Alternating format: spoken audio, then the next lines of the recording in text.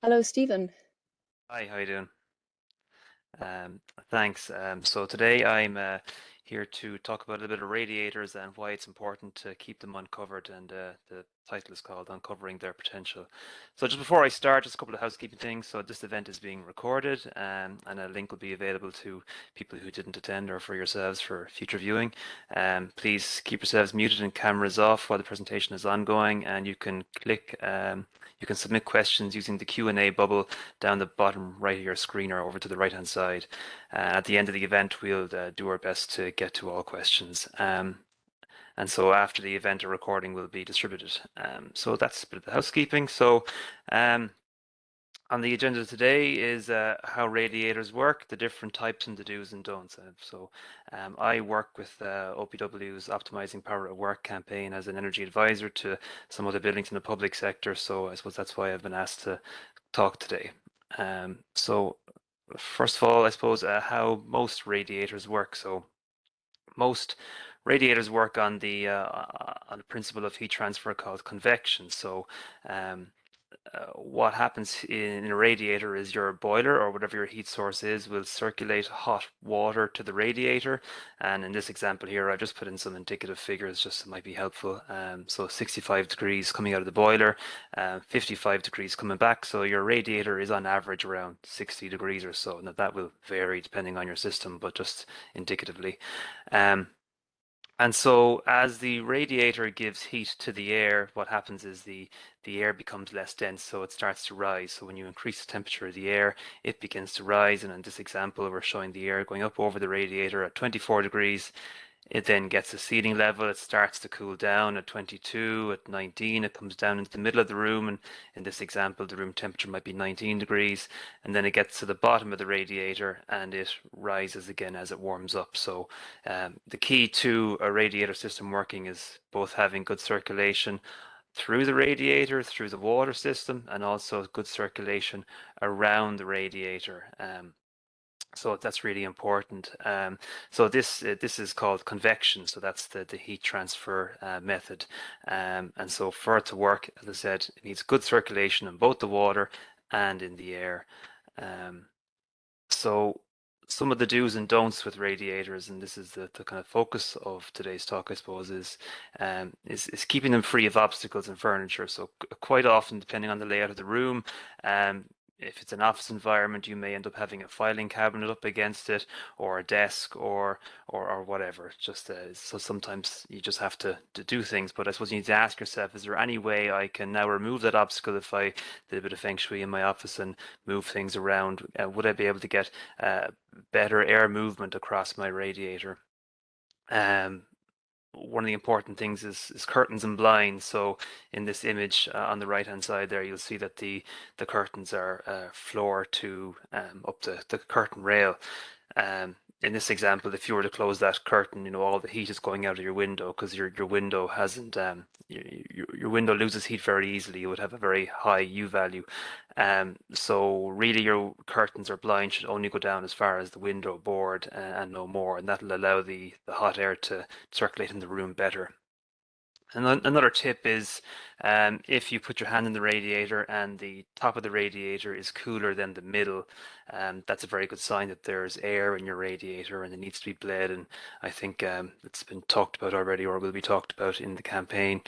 Um, and if your radiator has a cover, so that's the bottom image over there, sometimes were installed with these radiator covers, which might look better, but they kind of reduce the output of your radiator. So if you have one of these and you're stuck with it, I suppose the main thing to do is make sure there's no obstacles covering the front or say books stacked up on top of it. I quite often see that in some offices where you have books on top of the vents on top of the radiator cover, which isn't ideal.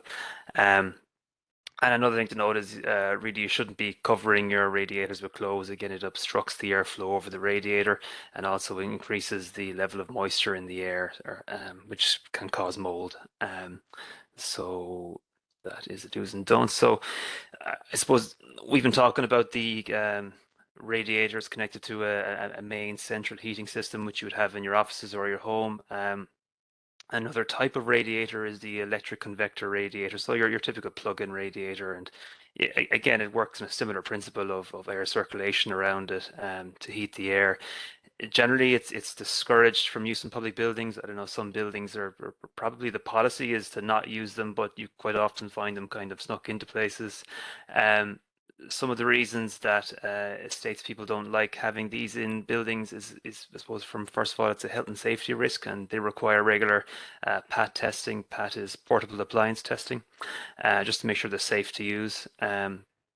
Also, if you're in a building and you start putting in a lot of these heaters, you can overload your circuits and you can cause fuse boards to trip.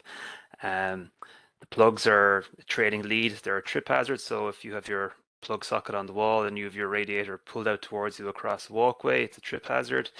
Um, no central control, so you can quite easily leave these on accidentally overnight. So you might go home from your work and these things will be left on overnight. And again, it's a health and safety hazard as well as energy wastage. Um, so overall, they cause more CO2 emissions compared to central heating systems. So if you're operating one of these, it's worse for the environment as well. They're more carbon intensive, for want of a better word, and so they're also more expensive to operate. And the next slide, I suppose, I've given you an indication of how much extra they might actually, or how much they cost to operate. So on this column on the left-hand side, it's the different power outputs. So we measure power in watts, so W there. So they can range from 500 watts to 3000 watts.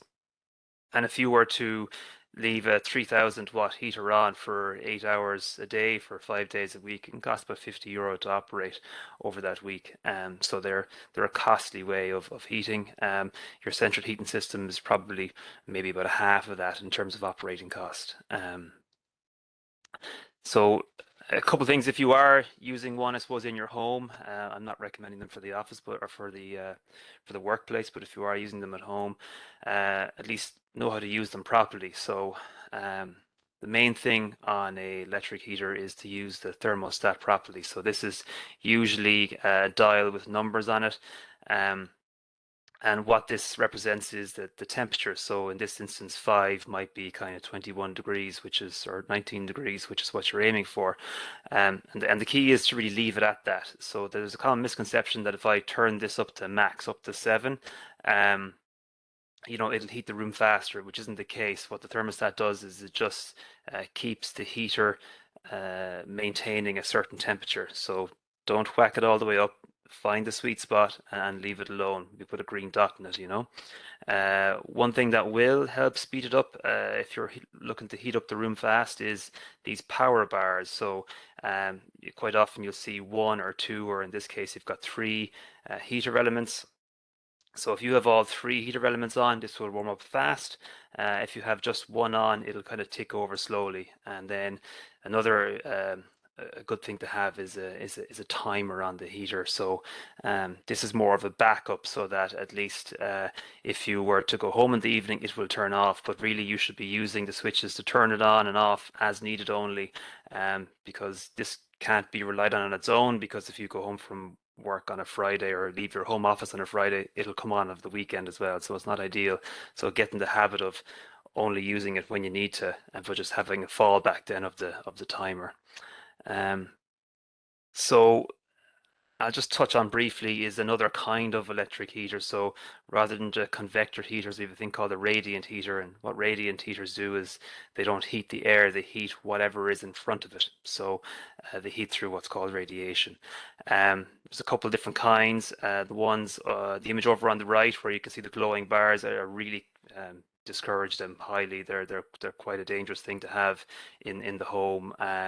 Because they're a burn hazard, and if they were to tip over, they could potentially put on fire whatever they touch. Whereas the one on the left hand side there under the desk, it's a very low power. It's about 220 watt. This particular example, so it's a low power heater. It might be slightly better just to warm your legs and just get rid of that cold edge. And so the key messages, I suppose, from this very brief talk over radiators is make sure to allow the air to circulate for effective heating. So freeing up as much as possible any obstacles in front of a radiator, pull that desk back a little bit, get air to the bottom of the radiator and clear the space to the top. And those are the two main things with making sure your radiator is delivering all the heat it can. Electric plug-in heaters, again, to be avoided. They're a health and safety risk. They're more expensive to operate and worse for the environment. But if you have to use them, use controls properly.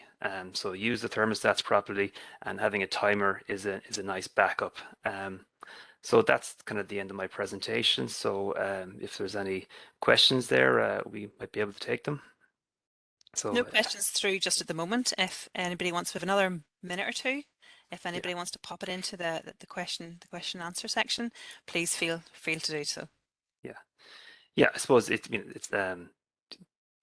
really all today is about is just a bit of understanding around how air and how the importance of keeping your radiators free is the key message for today. So it might not be the most overly complicated or technical presentation. There's one question